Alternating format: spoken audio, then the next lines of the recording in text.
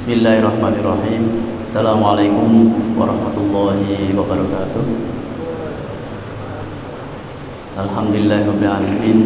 Wassalatu wassalamu ala asyrofil anbiya'i wal mursalin wa ala alihi wa ashabihi ajma'in, amma ba'du.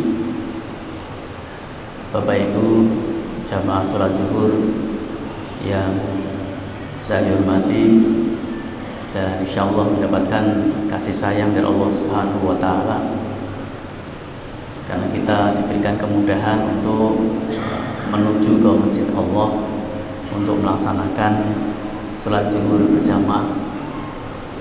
Dan inilah salah satu makanan rohani kita atau jiwa kita mendapatkan kenikmatan yang luar biasa, sehingga bahagia jiwa kita, kalbu kita pada saat ini kita mendapatkan kemudahan dari Allah atau nikmat dari Allah berupa rohani kita, juga jasad kita ya diberikan kesehatan sehingga kita mampu menggerakkan anggota tubuh kita untuk berdiri, untuk rukuk, untuk sujud, untuk tahiyat, dan itu sempurna badan kita dalam rangka ketaatan kita kepada Allah Subhanahu wa taala. Karena pada saat yang sama saudara-saudara kita sedang berbaring ya, sedang mencari kesehatan, kesembuhan, dan bahkan pengen sembuh dan ingin bisa menggerakkan badannya lagi untuk beribadah dengan sempurna. Meskipun ya, yang sakit pun ketika hariannya itu juga berjamaah, ternyata juga tetap nilainya sama di hadapan Allah Subhanahu wa taala.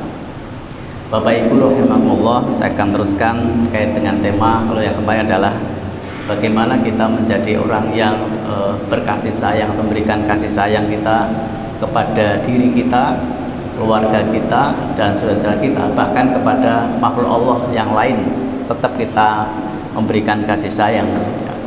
Dan saat ini adalah saya akan sampaikan tentang tawakal, di mana sering kita mendengar yang penting saya pasrah, tapi kan harus usaha dulu.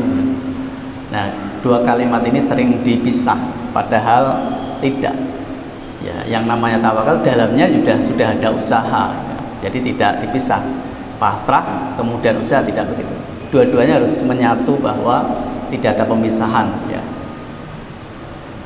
Maka salah satu sabda Rasulullah Muhammad SAW itu nanti ketika siapa yang keluar rumah kemudian mengucapkan Bismillahi tawakkaltu 'alallah la haula wala quwata illa billah.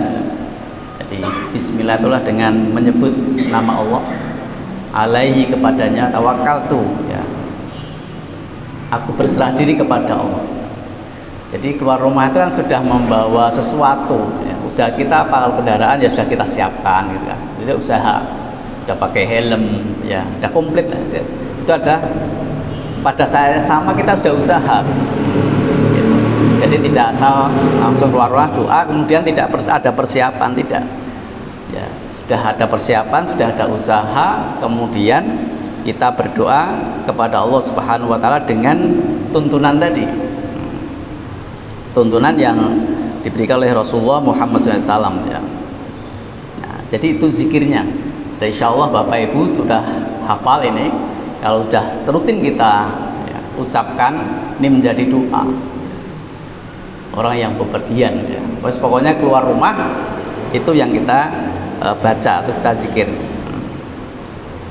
Nah, untuk itu kalau sudah membaca itu, pertolongan Allah akan diberikan ya, sehingga sampai malaikat akan berkata kepadanya ya, sungguh telah diberi petunjuk oleh Allah ya. Jadi orang yang membaca tadi kalimat Bismillah tawakkaltu 'alallah la haula wala quwata illa billah, itu sungguh telah diberi petunjuk oleh Allah. Kemudian yang kedua adalah dicukupkan dalam segala keperluanmu ya. Jadi kita sudah bahkan petunjuk, berarti keluar rumah kita itu sudah ada tauhid yang kuat ya. Ada penyerahan diri kita yang kuat kepada Allah Subhanahu wa taala. Kita bayangkan keluar rumah itu kita tidak tahu apa yang akan terjadi gitu ya. Dan banyak kita lihat yang terjadi kadang di luar ya keinginan kita ya. Keluar tahu-tahu nanti ada yang jatuh, ada yang meninggal dan sebagainya. Tetapi dengan kalimat inilah yang menguatkan tauhid kita, sehingga ketika terjadi sesuatu itu adalah sudah menjadi kuasa Allah dan kita sudah bertauhid gitu. Nah, itu satu, sudah diberikan petunjuk, kemudian dicukupkan keperluanmu ya. Jadi keperluan kita, kadang kita mengalami kesulitan, ternyata Allah berikan jalannya karena keperluannya. Sering kita mendengar kata bilallah, bilallah, ya Allah menunjukkan ya. Diberikan kemudahan untuk mendapatkan keinginan kita. Jadi keperluan pun dijaga, diberikan kecukupan dan segala dan dijaga dari semua keburukan. Nah, jadi ternyata dengan zikir tadi yang kuat, tauhid kita yang kuat, ternyata dijaga oleh Allah dari keburukan ya. Karena apa? Zikir kita masuk ke dalam ranah jiwa kita, kemudian ingat Allah. Sehingga kalau mau melakukan perbuatan, misalkan di kantor mau curang, korupsi, ingat kepada Allah. Maka Allah jaga ternyata dengan kalimat itu. Ya usaha sekaligus usaha. Oh, ingat lagi kepada Allah, ini tidak pas, ini tidak baik gitu. Termasuk ketika kita mencari rizki yang disebut yang halal kan gitu. Ya. Sehingga kata di dalam hadis itu setan pun tidak bisa mendekatinya. Ya. Saking kuatnya kalimat tadi yang Rasulullah tuntunkan ya, sampai setan pun tidak mendekatinya. Dan setan lain pun berkata kepada temannya, bagaimana mungkin kamu bisa mencelakakan seorang yang telah diberi petunjuk, dicukupkan dan dijaga oleh Allah Subhanahu wa Ta'ala ya. Ini sungguh luar biasa kalimat-kalimat itu yang simple tetapi ternyata sangat dalam ya hikmahnya, manfaatnya bagi perjalanan hidup kita. Maka saya ulang, jadi mudah-mudahan ini sudah sering menjadi kebiasaan kita, entah mau ke masjid, entah mau ke kantor, mau ke pasar, kemanapun. Bismillahi tawakkaltu 'alallah la haula wala quwata illa billah. Memang ada tambahan nanti misalkan orang dengan berkendara itu dengan zikirnya misalkan Allahu Akbar, Allahu Akbar, Allahu Akbar, Subhanalladzi sakhkhara lana hadza wa ma kunna lahu muqrinin, itu ada tambahan-tambahan yang tapi minimal tadi zikir yang telah dituntunkan tadi kita coba sampaikan kepada Allah Subhanahu wa Ta'ala. Nah, kemudian Ibnu Qayyim sekarang bahwa tawakal kepada Allah adalah termasuk sebab yang paling kuat untuk melindungi diri seorang hamba dari gangguan ya. Jadi ketika kita tawakal kepada Allah, ternyata menurut beliau adalah akan dilindungi dari gangguan, kezaliman dan permusuhan orang lain yang tidak mampu dihadapinya sendiri. Jadi Allah nanti akan yang memberikan kekuatan ya, Allah yang akan menghindarkan dari gangguan itu. Jadi sungguh luar biasa kalimat-kalimat pasrah itu, tetapi sekali lagi tidak boleh dipisahkan dengan usaha ya, dua-duanya sudah menjadi satu. Termasuk mencari rezeki yang halal dan berkah ya. Jadi usaha mencari rezeki tentu dia tidak hanya mentargetkan jumlah keuntungan yang besar dan berlipat ganda, tapi lebih dari itu keberkahan dari rezeki tersebut yang memudahkan memanfaatkan rezeki di jalan yang benar ya. Kita kadang secara logika nanti aku dapat sekian ya. Nanti jadi kecewa ketika tidak mendapatkan itu. Tetapi ketika kita sudah pasrah, tetapi juga tadi tidak boleh hanya pasrah saja, kalimat harus bersatu, harus ada usahanya tadi, harus menyatu. Kemudian berapapun yang Allah berikan, kita nanti sudah mendapatkan keberkahan, sudah menerima gitu. Lisan kita alhamdulillah, hati kita meyakini itu adalah dari Allah. Kemudian kita syukur, yang lain adalah kita tahadus binikmah ya, bisa berupa infak atau sedekah, atau bahkan kalau sudah ada nilainya satu nisab ya berzakat. Jadi tidak hanya sekedar alhamdulillah, tapi justru mendapat rezeki kita gunakan di jalan Allah Subhanahu wa Ta'ala. Inilah bentuk-bentuk kepasrahan kita kepada Allah Subhanahu wa Ta'ala.